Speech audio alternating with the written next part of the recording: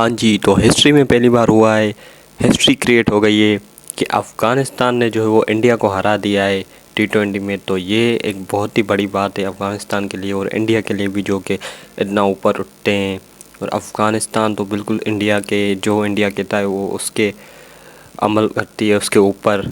और क्योंकि IPL के इनके कॉन्ट्रैक्ट्स होते हैं, तो ये हमेशा जो है अफ़गानिस्तान हर बड़ी टीम को हरा देती है। इंग्लैंड, ऑस्ट्रेलिया, न्यूजीलैंड, पाकिस्तान सबको हरा देती है, लेकिन इंडिया को कभी नहीं हराती। और वन साइडेड खुद हार जाते हैं ये, सिर्फ IPL की वजह से कि इनके कॉन्ट्रैक्ट्स बच जाएं।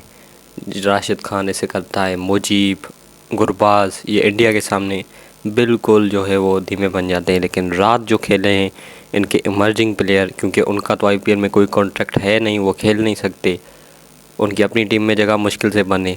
तो उन्होंने इंडिया को जिस तरह से मारा है, जिस तरह से स्कोर किया, जिस तरह से रात अफ़गानिस्तान ने फील्डिंग की है, हिला के रख दिया इंडिया को और पूरी दुनिया को, और अपनी जो जगह है वो फ़ाइनल में बना दी। अब जो है वो फ़ाइनल हम कह रहे थे इंडिया पाकिस्तान का होगा, लेकिन दोनों टीमें जो है वो निकल चुकी हैं। श्रीलंका और अफ़गानिस्तान का जो है वो फ़ाइनल होने जा रहा है, जो कि मुझे लग रहा है कि ये फ़ाइनल श्रीलंका ही जीतेगी। अफ़गानिस्तान तो खैर हांगकांग से बिहार किया, ये रात पता नहीं उनको क्या हो गया कि उनको अपने वो जो पुराने दर्द याद आ गए कि हम इंडिया से हर बार हारते हैं तो इस बार जीत जाएंगे। तो उन्होंने इंडिया को जो है वो हरा दिया और ख़ुद जो है फ़ाइनल में बैठ गए। सबसे पहले तो मैच हुई थी तो अफ़गानिस्तान ने पहले बैटिंग की, और बैटिंग क्या कमाल बैटिंग की है। दोनों लेफ्टी इनके ओपनर आए थे और उन्होंने ही मैच को जो है वो अपने साइड कर दिया और इंडिया को दूर कर दिया इस गेम से। सबसे पहले तो इन्होंने जो है वो 100 रन की पार्टनरशिप बनाई।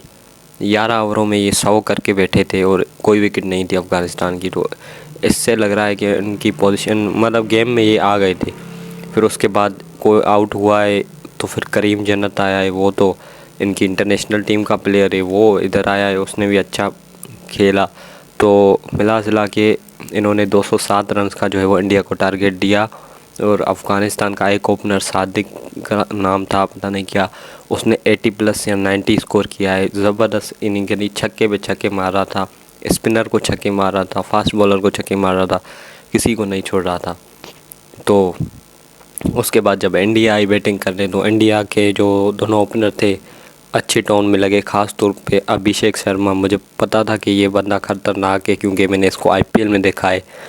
जब हेड के साथ बैटिंग करता था तो सनराइज़र्स हैदराबाद में, तो स्कोर जो है वो 2.5 हो जाता था। मैंने कहा अगर ये चल गया तो फिर 207 कुछ नहीं है इनके लिए। लेकिन जो है वो जल्दी आउट हो गया, उसने बॉल को रीड सही नहीं किया। फिर जो है वो मुझे लगा कि आज इंडिया नहीं जीतने वाली, क्यों। लेकिन मुझे एक प्लेयर पे था कि तिलक वर्मा एक इनका प्लेयर है जो कि इनका कप्तान है, वो इंटरनेशनल प्लेयर है इनका, इनकी टीम में खेलता है, तो वो भी कर सकता है। लेकिन वो भाई साहब भी नहीं चले और इनके 40 पे 3 आउट हो चुके थे और रन रेट भी बहुत ही स्लो था। 8 ओवरों में इनके 45 स्कोर थे और 3 आउट थे। उसके बाद जो है वो कुछ जो बैकअप किया है इनके रमनदीप सिंह ने, और निहाल इनका एक लड़का था, उन्होंने बचाया है। इसी वजह से जो है वो इंडिया कुछ करीब गई है। लास्ट ओवर में 30 रन चाहिए थे, रमनदीप सिंह खड़ा था, उसने कोशिश की, लेकिन 30 रन लास्ट ओवर में बहुत बड़े हैं। अगर कोई होते 20 या 18-15 तो कर लेते, लेकिन 30 रन थे तो वो नहीं कर पाए। रिंकू सिंह होता तो फिर मज़ा आता, वो क्योंकि इन चीज़ों के लिए माना जाता है इंडिया का प्लेयर। तो खैर रमनदीप सिंह ने जो है वो इंडिया को बचा लिया, वरना तो ये बहुत ही पहले जा रहे थे। ये इन्होंने बहुत ही बुरा हारना था, लेकिन ये फिर भी थोड़ा इज़्ज़त से आ रहे हैं। तो ये बात रही अब श्रीलंका और अफ़गानिस्तान का फ़ाइनल होने जा रहा है।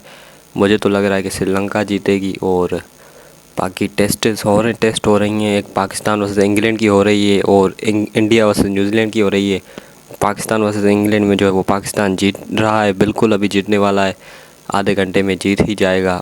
और इंडिया वर्सेस न्यूजीलैंड की मैच है वो फंसी पड़ी है, उसमें शायद न्यूजीलैंड जीत जाए, लेकिन कुछ नहीं कह सकते। उसमें जो है वो अभी भी इंडिया को 300 रन चाहिए और जायसवाल और गिल खड़े हैं और दोनों अच्छा खेल रहे हैं, लेकिन इनका पता नहीं चलता इंडिया की टीम कब कोलैप्स कर जाए, तो कुछ नहीं कह सकते। लेकिन अभी तक जो है वो इंडिया और न्यूजीलैंड का मैच फंसा हुआ है, और पाकिस्तान और इंग्लैंड का तो वन साइडेड हो चुका है। इंग्लैंड का रूट आउट हो चुका है, बेन स्टोक्स आउट हो चुका है, अभी कोई बॉलर खड़े हैं उनके, रेहान अहमद और एटकिंसन, 7 विकेट उनकी गिर चुकी है और हमारे 2 जो है वो स्पिनर साजिद और नुमान ने काम किया है। तो इसके बारे में हम बात करेंगे। ये टेस्ट जैसे ही ख़त्म हो जाती है तो ये आज की बस न्यूज़ थी कि इंडिया जो है वो हार गया है फाइनल में, अफ़गानिस्तान चला गया है। और श्रीलंका तो पहले ही था, श्रीलंका हमसे जीत गया था। तो और पाकिस्तान और जैसे ही ख़त्म होती है इंग्लैंड की मैच तो उसकी भी अपडेट मैं आपको दे दूँगा।